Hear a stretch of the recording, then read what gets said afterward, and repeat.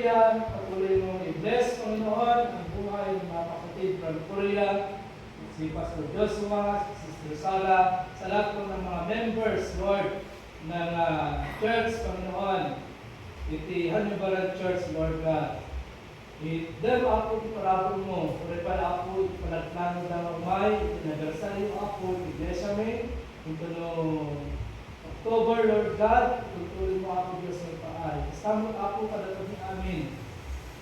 Kadaliti balik namin ako mga saksakit, ibitanin amin ng ako Diyos.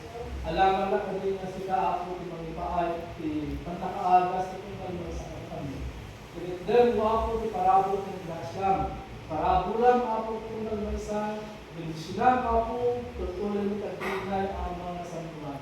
Yaman kami, balay-gayaw ka ako Diyos, dan itunggal kami niya ako, manaragod at tutuloy ng karunos, kaya pintas ako mga relasyon kung nagmaisa, kadalito ako ng anak ko at hiniling, ibigay na lugar ako. At yaman kami, balay-gayaw ka, dahil ipigawin ka nalagay, itinagan, may sa Kristo ako, Amen. God bless you, Pastor.